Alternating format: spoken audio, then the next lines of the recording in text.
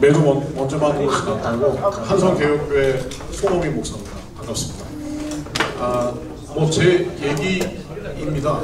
나눴지만 결론을 내지 못했지만 이 시대를 성경의 어떤 시대적인 배경과 좀 견주어 본다면 저는 북이스라엘, 특히 아합, 이세벨 그 시대를 좀 떠올려 봤고요. 그때 엘리야가 바알과 아세라 선지자 850명을 하나님의 불로 진멸한 이후에 하나님의 놀라운 능력을 경험하고도 이세벨의 한마디에 간담이 녹아서 광야로 빼면서 자신이 데려가다가 오뎅나무 아래에서 그렇게 하나님 앞에 절규했던 그 모습이 오늘날 이 시대, 바알의 시대, 만몬의 시대를 살아가고 있는 우리 교회, 또 우리 성도들, 또 우리 교육자들의 하나의 모습이 아닌가 견주어 볼 때 그렇습니다. 저는 아무것도 할 수 없습니다. 저 혼자 남은 것 같습니다. 그러나 하나님의 산 호렙에 가서 하나님의 생명의 음성을 들었을 때 비로소 이 엘리야의 마음 가운데 소망이 생겼는데요. 그 하나님의 음성 가운데 한 가지가 바알에게 무릎 꿇지 않은 7,000명의 사람을 내가 남겨두었다.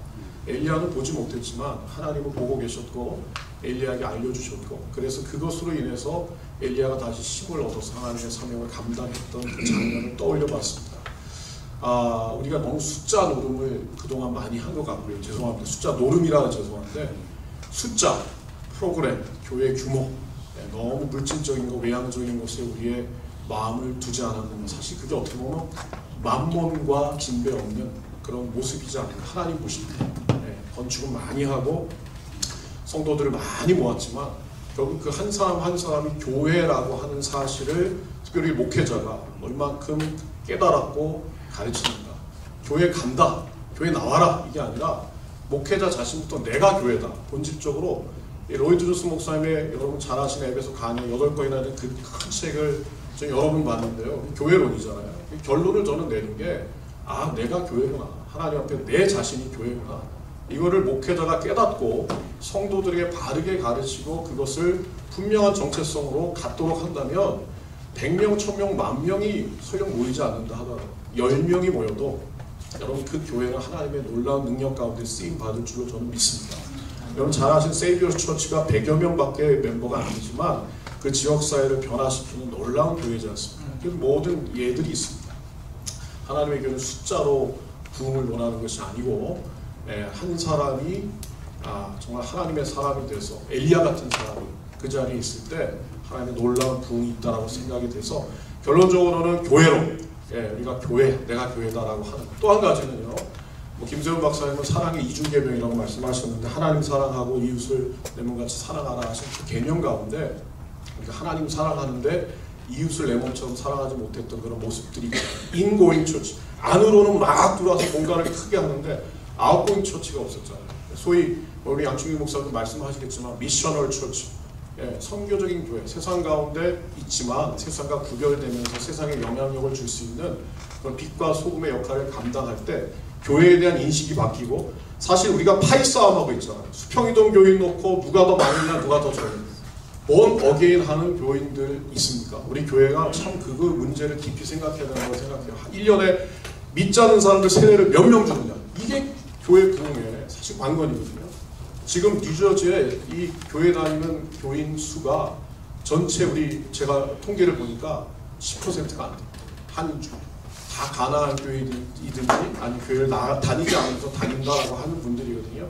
우리 프로커스가 좀 세상 전반적으로 하나님의 역할을 하나님 주신 사명의 역할을 감당할 수 있는 그런 아웃고잉 처치, 미셔널 처치로 나가게 된다면 장기적인 겁니다. 체질이 개선되면서 교회에 하나님 놀라운 부흥의 물결을 허락해 주시리라고 생각합니다. 감사합니다. 네, 감사합니다.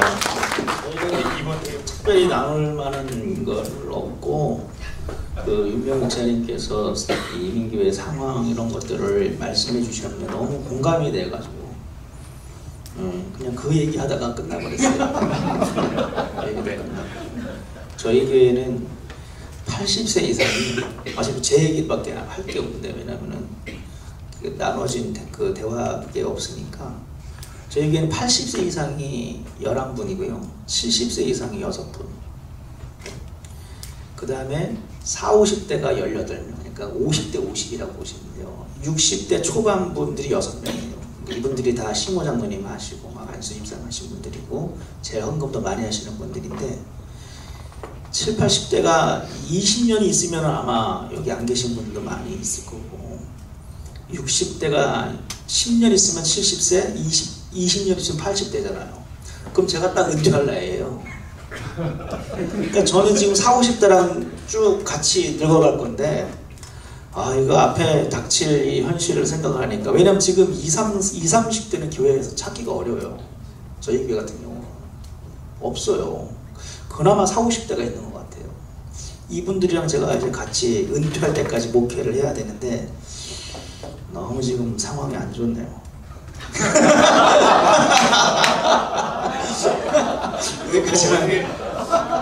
박수로 말씀이 좀 굉장히 소망적이었으면 그렇게 절망적이지 않다.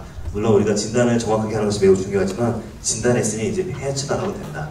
라고 또 우리 장로님께서 한 번 이런 말씀해 주신 거 공감이 되는데요.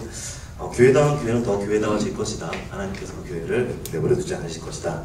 그래서 여기 다음 나오는 문제도 그래서 이제 앞으로 해야 될 일이 뭐가 있냐라는 질문에 대해서는 세대 교체가 좀 필요하다. 이제 2세 세컨 제너레이션 목회자들이 많이 세워지고 또 그들을 이해하고 또 그렇게 다음 세대를 세워가면 분명히 돌파구가 있지 않을까라고 의견했습니다. 감사합니다.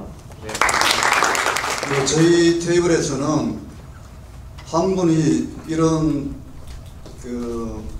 10년 후에 위정하는 교회 전망을 이야기를 성경의 진리로 나가자. 이게 기본이다. 이렇게 얘기를 하셨고요. 다른 한 분은 복음 전함의 중요성을 이야기했습니다. 이 두 가지를 합쳐보니까 제일 처음에 목사님이 하셨던 믿지 않는 자에게 1년에 세례를 주는 교회가 얼마나 되나 하는 게 관건이다. 이런 얘기 하신 게 교회의 어떤 본질이 아닌가, 목적이 아닌가 그렇게 생각합니다. 네, 감사합니다. 네, 저희는 전부 장로님이시고요. 저만 목사예요. 네, 저는 자수학원 목사고요. 개척교회 9년차 하고 있습니다. 목회가 재밌습니다. 네, 할렐루야. 네, 다름이 아니라 저희는 긍정적으로 생각하시는 분이 두 분 계시고 나머지 분들은 좀 암울하다. 제가 아까 말씀을 드렸어요. 65세 청년도 있으니까 힘을 내시라고. 근데 사실 저는 그런 것 같아요. 이 이민 목회가 사실 우리가 1세대, 2세대가 있잖아요. 제가 미국 교회를 한번 가봤습니다. 여기 토웨이 노스 가시다 보면 208 큰 교회가 하나 있잖아요. 네.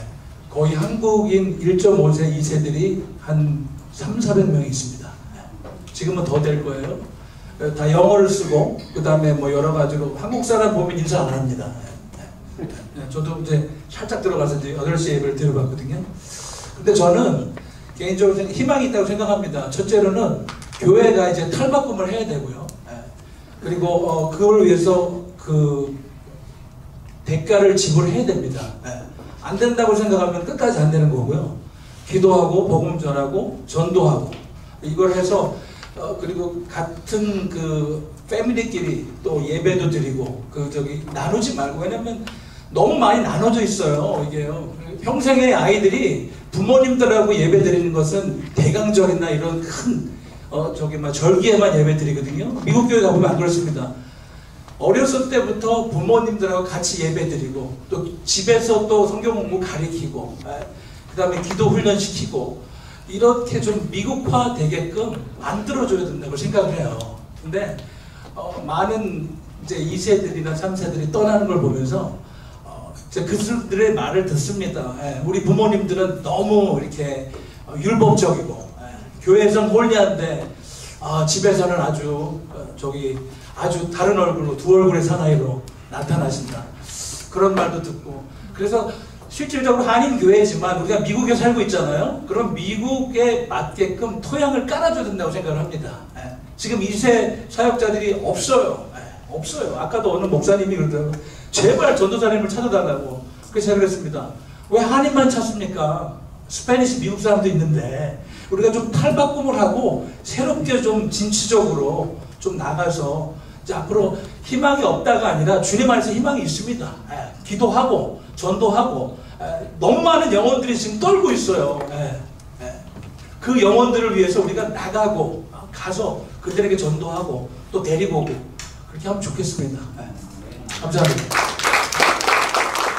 네, 저도 저 혼자 목회자라서요. 그래서 말씀을 이제 나눴는데 주로 이제 1세와 2세, 이게 꼭 목회자뿐만 아니라 성도님들도 마찬가지고 1세와 2세의 서로의 어떤 연결고리, 교류에 대해서 좀 많이 얘기를 나눴던 것 같아요. 어떻게 교회와 예배의 본질을 잘 전할 수 있을 것인가. 교회가 거기에 대해서 너무 생각하지 않고 뭔가 그냥 어떤 서로의 다른 점, 서로의 어떤 한계점만 얘기하고 있지 사실 서로를 위해서 다가가는 법에 대해서는 잘 고민을 안 하고 있지 않나라는 생각들이 들고, 저희도 시간이 없어서 그냥 제 개인 얘기를 막 하긴 했는데요.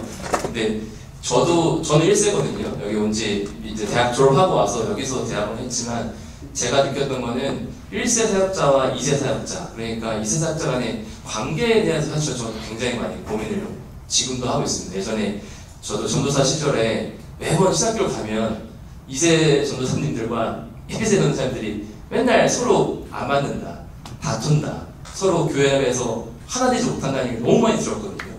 근데 저도 이제 그렇게 살아 나가 보니까 이게 실제적으로 사역자들이 서로 조차도 하나 되기 쉽지 않은 이 상황 가운데서 교회가 어떻게 정말로 세상 사람들을 품을 수 있을까? 사실 저는 그런 생각을 많이 해서 1세 사역자, 2세 사역자가 조금 더 서로 교류할 수 있고 서로 정말로 진지하게 서로에 대해서 배우고 얘기할 수 있는 그런 고민들이 좀 필요하지 않나.